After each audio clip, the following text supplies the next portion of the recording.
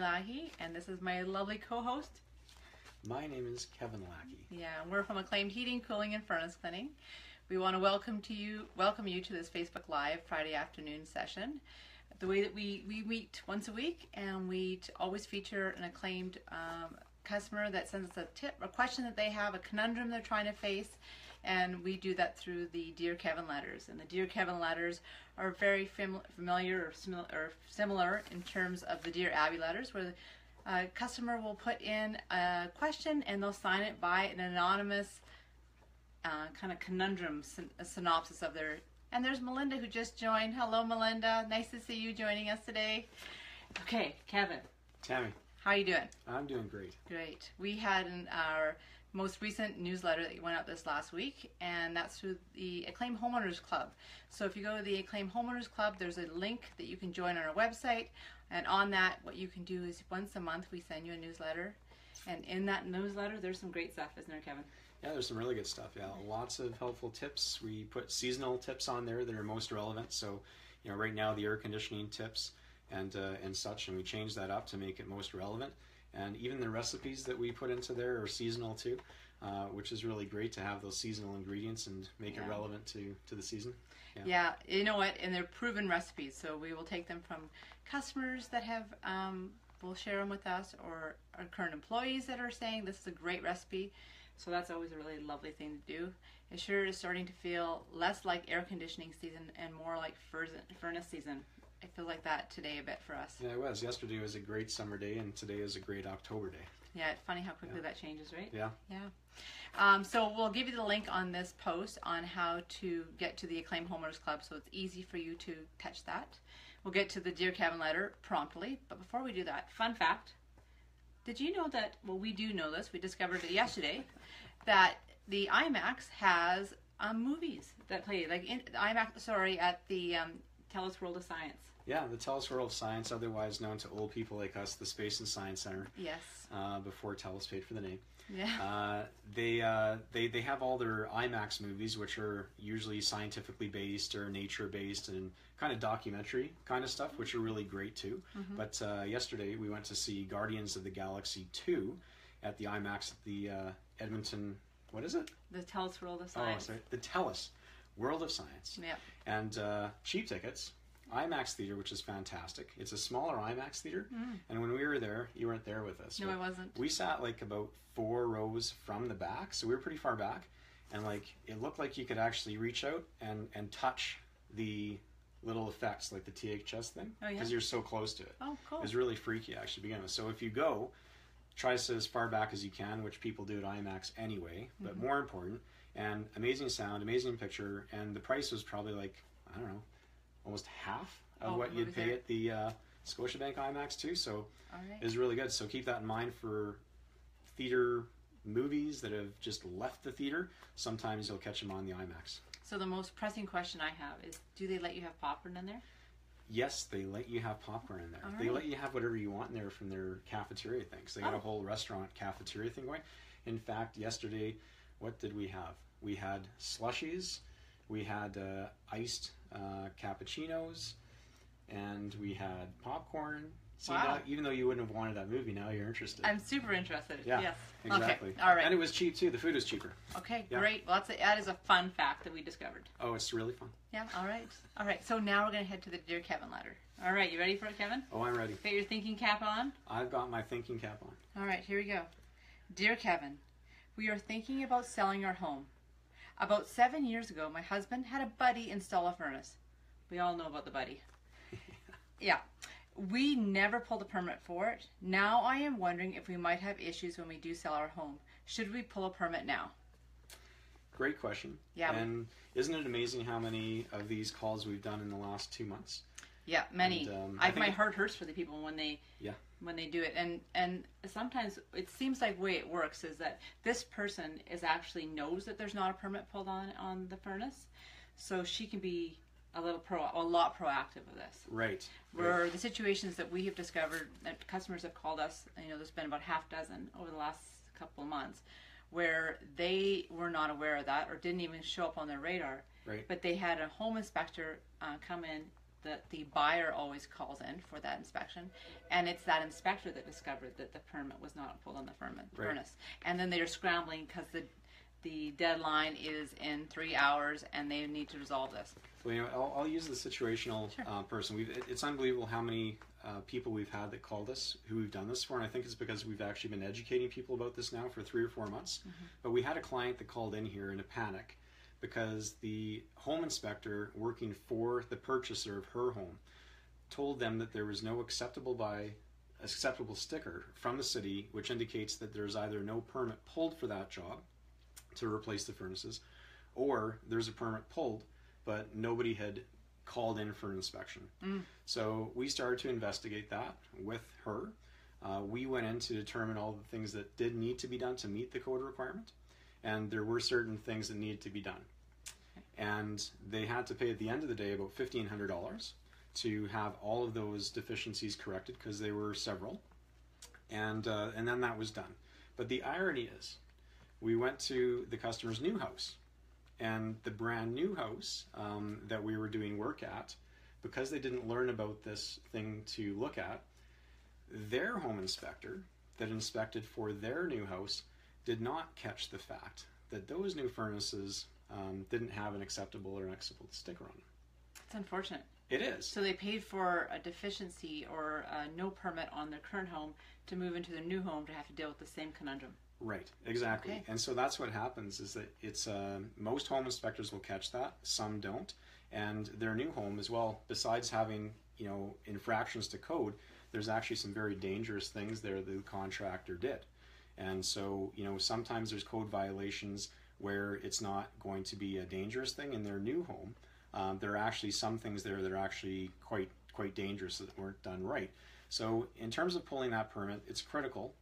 The other thing that happens is that if you have a fire or anything like that that the insurance company might deem caused because of the furnace or the mechanical system, they won't be covering any of the damage from the fire.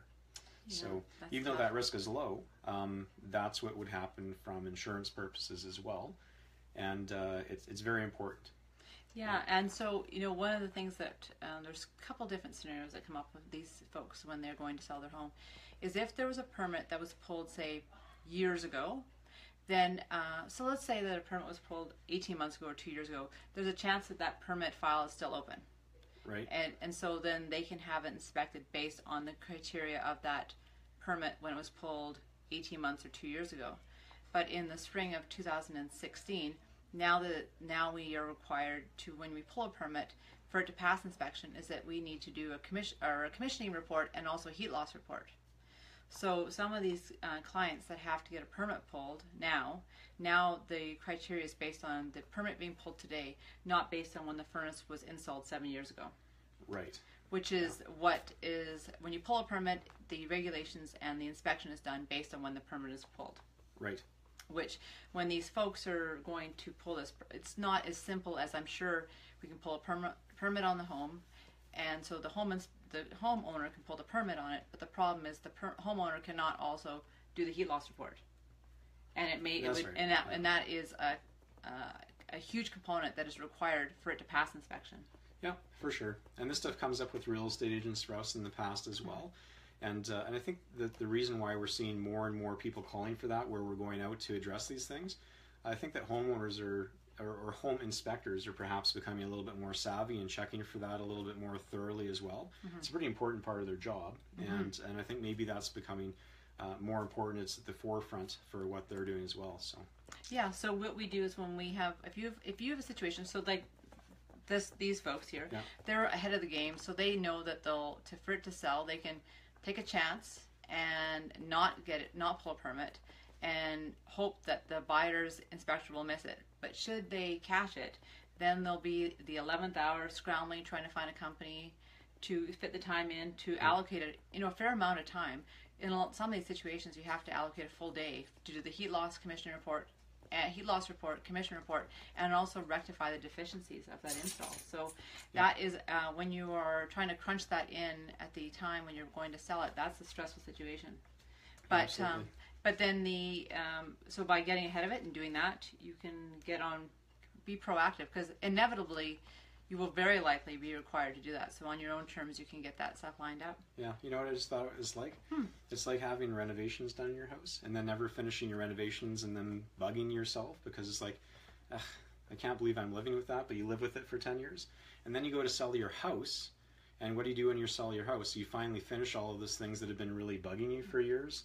And so at the end of the day, when you sell your house, you had to do it anyway. It's like, why didn't I do that to have peace of mind and have that done when I did it? So yes, yeah, that is a big part of it. But you know what? Know that if you hear of anybody that is dealing with that, everything's solvable. Oh, it's totally solvable, and it's more common, unfortunately, than just an isolated incident. Yeah, and definitely solvable. And it's calling our company that's used to doing that sort of thing. Yeah, we're actually very efficient in doing it because we've been doing them a lot. Yeah, and absolutely. I sort of enjoy when I get those phone calls. If I get the phone call, because you can hear the distress on the other line of that person who's dealing with the situation. It's like, don't worry, we got this. You know what? Just relax, get a cup of tea, call me back in 5 minutes, and we'll come up with a plan and just relax because there's only solutions. Only solutions. Only solutions. So yeah, so that's how you deal with that. So. Nervous Nelly, that was who, did I mention who it was from? Yeah, you did mention Nervous Nelly. Yeah, so Nervous Nelly, don't be nervous. We got this. Got to pull a permit. Yes, it's true, but we'll take care of it and it'll be good. So one less thing you don't need to worry about, because that's what happens to that, is that puts you in a negative situation when you're going to sell, because then it's a negotiation tool that the buyer then has. You know, you're not having this, let's knock $5,000 off, all of a sudden we're talking about when they knock things off, it's like in $10,000 increments, where this fix is not a $10,000 increment. No, it's when you're selling a house, it's all about eliminating the red flags. Absolutely. So you want to take out any buyer's objection to things. And so we do a lot of stuff where we're replacing furnaces with really old furnaces because people don't want to deal with that objection to the sale. So it increases the house property, but moreover, it's not putting up any red flags where there's going to be any resistance to making an offer for what they otherwise think is a really great place. Yeah, that's a great plan. Yeah. Yeah, I completely agree. So that is great. Nervous Nelly, rest assured, it's all good. All right, so thank you very much for this question, Nervous Nelly. If anybody has any other questions, you want to send them to the Acclaimed email address, office@acclaimedfurnace.com.